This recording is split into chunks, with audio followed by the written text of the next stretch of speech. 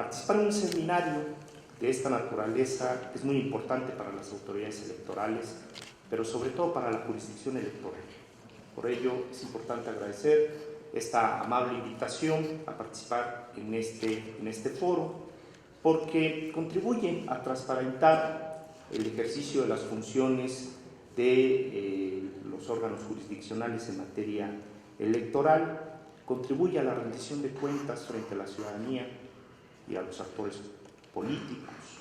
También nos permite compartir la experiencia en la concreción práctica de la reforma electoral de 2014 y plantear propuestas para el mejoramiento del desempeño institucional y del modelo normativo que está vigente en la actualidad. Pero sobre todo destacar este espacio importante de diálogo incluyente, plural, en el que se pone sobre la mesa diversas perspectivas sobre el actual modelo normativo que regula a los procesos electorales.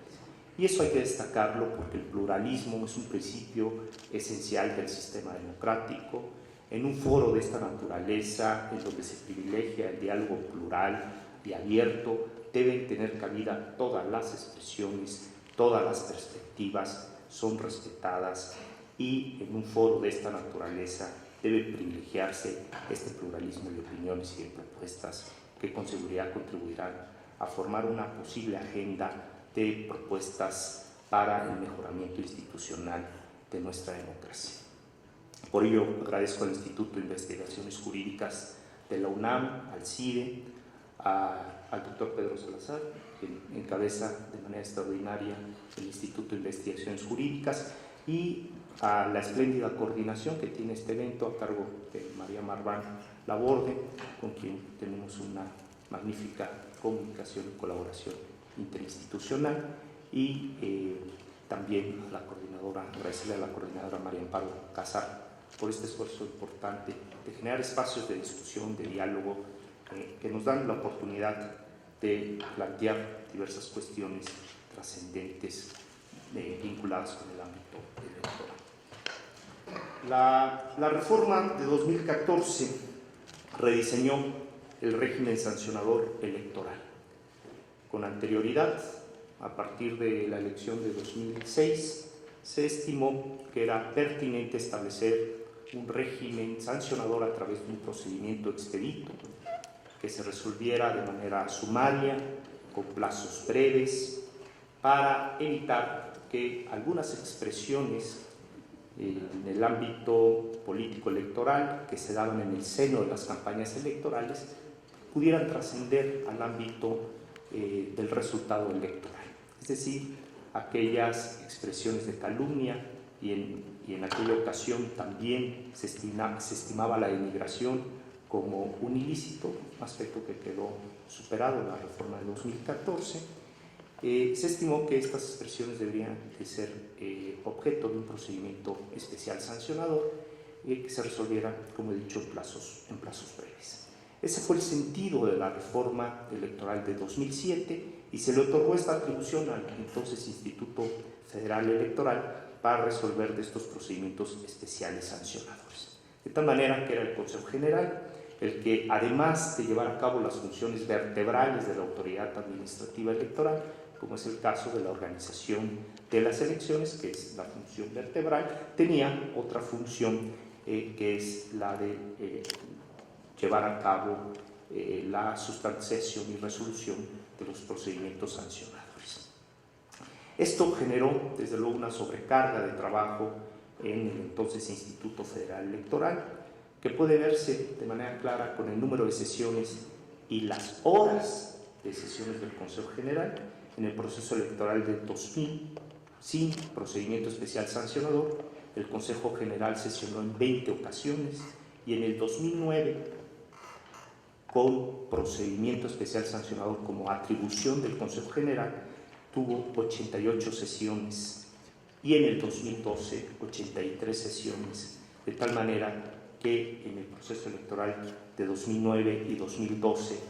se sesionó por más de 300 horas en el Consejo General, a diferencia de las 100 horas en las que sesionó el Consejo General en la elección del 2000. Es decir, esta atribución de convertir al Instituto Federal Electoral en un órgano sancionador incrementó su carga de trabajo adicional a la función vertebral de organizar elecciones. Por ello,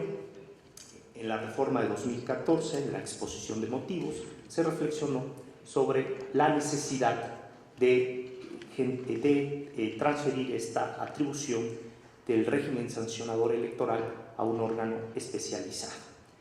Un órgano especializado que tiene la característica de ser un órgano judicial, un nuevo órgano de la justicia electoral incorporado a la estructura del Tribunal Electoral del Poder Judicial de la Federación, competente para resolver estos procedimientos especiales sancionadores de manera sumaria, con plazos breves y sobre todo para velar por el cumplimiento a las reglas del modelo de comunicación política, para resolver todos aquellos asuntos vinculados a la libertad de expresión en materia electoral y sus límites, de tal manera que estamos ante un nuevo órgano de carácter judicial que resuelve asuntos de libertad de expresión en materia político-electoral. Un aspecto sin precedentes para la justicia mexicana. Tenemos una sala especializada encargada de resolver asuntos de libertad de expresión en materia política electoral, entre otras atribuciones vinculadas a la propaganda gubernamental o a los actos anticipados de pre-campaña y campaña. Y esta reforma, en la que se determinó que un órgano judicial resolviera estos asuntos vinculados con el modelo de comunicación política y con la libertad de expresión, tiene algunas virtudes, porque se privilegia, por una parte, la resolución de asuntos vinculados con esta materia bajo los principios que orientan la función judicial. Es decir, la trascendencia de que un órgano jurisdiccional resuelva asuntos de libertad de expresión en materia política es porque en estos casos se requiere hacer una ponderación entre los límites de la libertad de expresión. Y deben ser los jueces, los órganos jurisdiccionales, los que realicen esta ponderación de los alcances de los derechos de la libertad de expresión, en este caso, frente al principio de equidad que debe preservarse en un proceso electoral y el principio de imparcialidad. De tal manera que este ejercicio de ponderación debe hacerse en sede jurisdiccional, sobre todo cuando están en un procedimiento de esta naturaleza inmerso la posibilidad de ejercer derechos fundamentales, como es el caso de la libertad de expresión en el contexto de un proceso electoral. Pero además permite aplicar en estos casos criterios y estándares internacionales de la actuación jurisdiccional. Permite aplicar criterios y jurisprudencias internacionales al caso concreto en las decisiones judiciales. Por eso, desde nuestra perspectiva, estimamos un acierto del legislador quitar esa atribución que generaba una sobrecarga de trabajo adicional a la función vertebral del Instituto Federal Electoral, que es la organización de las elecciones, crear un órgano jurisdiccional para que en sede judicial, bajo criterios que orientan a la función judicial, se resuelvan aspectos medulares que tienen relación con derechos fundamentales, con el ejercicio de un derecho que es vertebral para todo proceso democrático, que es la libertad de expresión, la cual debe potenciarse, debe maximizarse, porque la libertad de expresión genera la posibilidad de contrastar opiniones,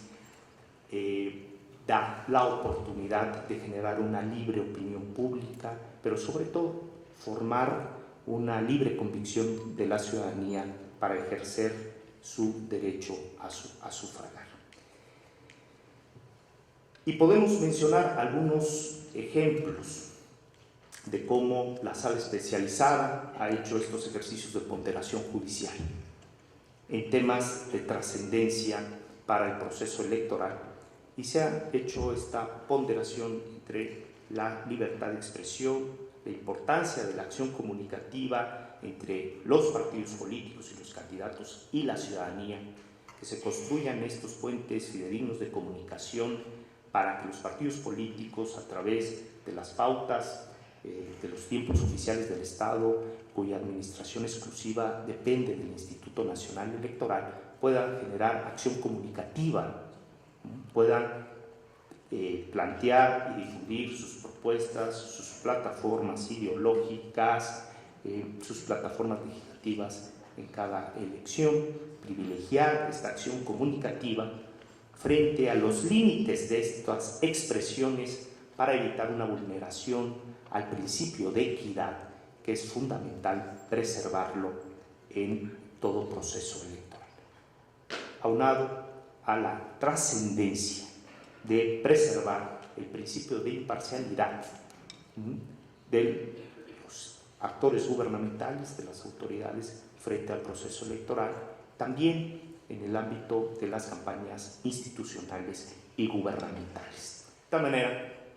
que, como ustedes pueden observar,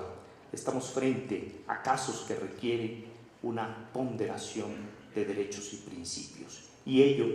debe hacerse como se hace en todos los tribunales del mundo, y es el caso mexicano, debe hacerse en sede judicial. Un caso, entre otros que puedo mencionarles aquí, en el que con claridad puede advertirse esta ponderación judicial que se hace entre la libertad de expresión, la acción comunicativa versus otros derechos o principios, como el derecho a la inviolabilidad de las comunicaciones, es el asunto identificado como el PSC 163-2015, conocido como el asunto de las intervenciones de comunicaciones privadas en los spots de los partidos políticos. Probablemente ustedes recuerden una serie de spots en donde se difundían comunicaciones privadas obtenidas de intervenciones telefónicas. En estos spots, es el caso de California y de Sonora, y también de Querétaro, de los procesos electorales para elegir gobernador en este año 2015, en el que se difundían en estos spots partidistas que eran parte de la pauta de los partidos políticos. Durante las campañas electorales locales se difundían determinados spots en los que se transmitían comunicaciones de carácter privado. La sala especializada en estos casos tuvo que ponderar la acción comunicativa, la trascendencia de que el partido político comunique, la importancia de que los partidos políticos, a través de sus promocionales, también generen espacios de discusión y de crítica para generar pluralidad frente al derecho constitucional y convencional de la inviolabilidad de las comunicaciones privadas, el derecho a la intimidad y el principio de legalidad. Y en una ponderación entre estos derechos se llegó a la conclusión de que las comunicaciones privadas obtenidas sin consentimiento, que además son de origen ilícito, no pueden formar parte de los spots de los partidos políticos. Bajo esta corriente de como se suele decir, el fruto del árbol envenenado, es decir, si es ilícita la prueba,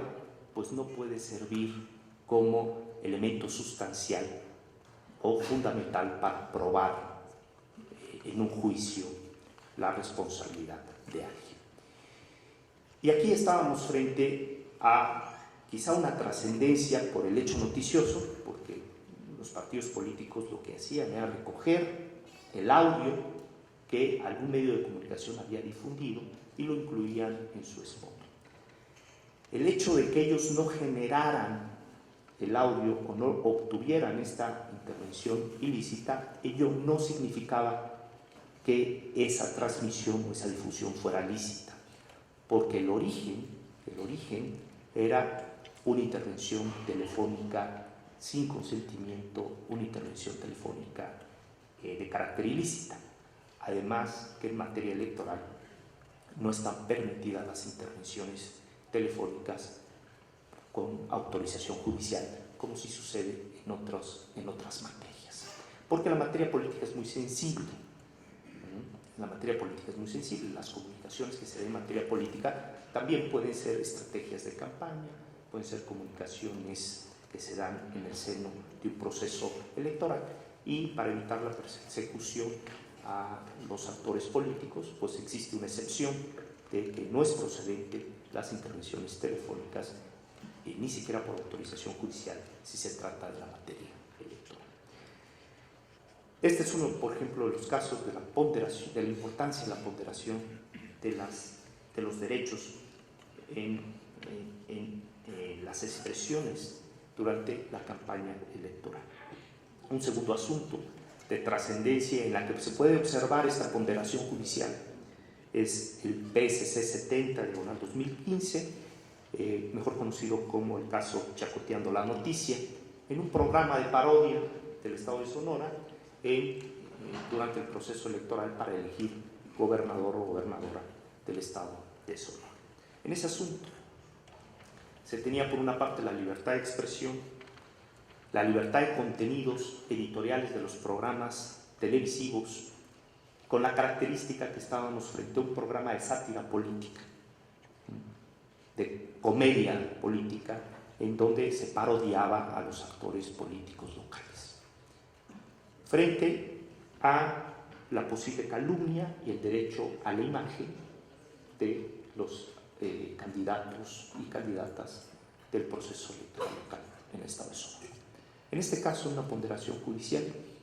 entre estos derechos y principios que estaban inmersos, se llegó a la conclusión de que los programas de opinión o de parodia tienen un umbral de protección amplio, que hay que proteger la libertad editorial y de contenidos, sobre todo cuando en estos programas se emiten opiniones de trascendencia para el conocimiento público, aspectos de interés general, y que contribuyen a generar una libre opinión pública y que el ciudadano pueda tener conocimiento de determinados hechos que son de trascendencia pública para poder definir su convicción frente al elector. Estos son algunos de los aspectos medulares que dan razón de ser a la justicia electoral en materia de los procedimientos especiales sancionadores vinculados con la libertad de expresión y el modelo de comunicación política. En estos casos se aplicaron la jurisprudencia de la Corte Interamericana de Derechos Humanos, se realizó una ponderación de derechos y principios, se valoró en sede judicial el debido proceso legal y el derecho de defensa, que son derechos fundamentales en un proceso, además una característica de sumariedad, en donde la celeridad del proceso no debe pasar por alto el debido proceso legal y el derecho de defensa de los denunciados. De tal manera que es trascendente que el Tribunal Electoral se haga cargo de estos procedimientos especiales sancionadores. En el proceso electoral 2015, además, con un ingrediente importante, establecido en la reforma electoral de 2014, que determinó que estos procedimientos debían resolverse en un plazo máximo de 72 horas en sede judicial. Además de la complejidad de garantizar el debido proceso legal, el derecho de defensa y la ponderación entre principios y derechos, estaba este ingrediente adicional de las 72 horas. En este proceso electoral se presentaron más de 1.520 denuncias, de las cuales más de 1.000 corresponden al ámbito distrital, de asuntos presentados en las 300 juntas distritales o en las 32 juntas locales del Instituto Nacional Electoral, y más de 520 corresponden a asuntos presentados en las oficinas centrales y que fueron objeto de sustanciación ante la Unidad Técnica de lo Contencioso Electoral. de tal manera que tuvimos más de 1.520 denuncias presentadas en el proceso electoral, mismas que fueron atendidas de manera puntual por la sala especializada, y el plazo promedio de resolución de todos los asuntos que fueron turnados por el Instituto Nacional Electoral a la sala especializada, el plazo promedio de resolución fue de 36 horas. Es decir, el plazo promedio está por debajo de las 72 horas establecidas por el legislador. Este era un reto importante para la justicia electoral y se cumplió a cabalidad el plazo establecido por la ley de resolver los asuntos en 72 horas a partir del turno a la magistrada o al magistrado ponente. Con ello se da cumplimiento a la tutela judicial efectiva, que es un derecho fundamental de los justiciables, pero también se garantiza la impartición de justicia pronta y expedita. De tal manera que el Tribunal Electoral del Poder Judicial de la Federación en este proceso electoral impuso más de 120 millones de pesos en multas, mismas que conforme al diseño normativo se destinarán al CONACYT para promover la investigación y la ciencia, y se sancionó a 295 personas físicas y morales, incluidas partidos políticos. Este es el saldo de los procedimientos especiales sancionadores y de la trascendencia de esta función para preservar el principio de equidad en el proceso electoral. Pero es verdad que en un foro como este también debemos reflexionar sobre el modelo normativo y la distribución de competencias. Una vez pasada la elección, en foros como estos debemos reflexionar las propuestas de mejoramiento institucional y normativo para contar con mejores procesos electorales. Por ello, es importante reflexionar si debe judicializarse en su totalidad, desde la presentación de la denuncia hasta la resolución, el procedimiento especial sancionador. Si debemos dar pasos graduales para que el procedimiento especial sancionador de principio a fin se tramite y resuelva en sede jurisdiccional, para que se atiendan las reglas del debido proceso legal, para que un tribunal especializado de la justicia electoral garantice el derecho de defensa de las partes y se cumplan las formalidades del procedimiento. Una sola autoridad una sola autoridad jurisdiccional que conozca desde la admisión hasta la resolución, incluido el emplazamiento y las medidas precautorias, daría homogeneidad de criterios y generaría una mayor certeza jurídica. Pero además, con una ventaja adicional, que los órganos del Tribunal Electoral tienen facultad para emitir jurisprudencia, que es una facultad que no tienen las autoridades administrativas. Y la jurisprudencia cumple una función trascendental en el proceso electoral porque genera certeza, predecibilidad de las conductas de los actores políticos. Hoy diversas autoridades conocen del procedimiento especial sancionador. Por una parte, el INE lleva a cabo la fase de instrucción y de investigación. La Comisión de Quejas y Denuncias conoce de la suspensión provisional de la materia de la denuncia, denominadas en el ámbito electoral como medidas cautelares. La Sala Especializada conoce de la resolución del fondo del asunto. La Sala Superior conoce en recurso de revisión del procedimiento especial sancionador, de las determinaciones de las medidas cautelares de la Comisión de Quejas y Denuncias, de los desechamientos de la Unidad Técnica de lo Contencioso Electoral del Instituto Nacional Electoral, de las determinaciones de los consejos distritales, de los consejos locales, de los procedimientos especiales sancionadores y de las sentencias de fondo de la Sala Especializada a través del REP. De tal manera que tenemos un concierto de autoridades que participan en la instrucción y resolución del procedimiento especial sancionador. Por ello, es importante reflexionar si tendremos que darle congruencia al procedimiento especial sancionador de principio a fin, y al tratarse de aspectos vinculados con el ejercicio de los derechos fundamentales, no solo del derecho a la defensa y del debido proceso legal, sino a la importancia de la libertad de expresión en materia política electoral para los procesos electorales, de que estos procedimientos puedan atenderse de principio a fin en sede judicial.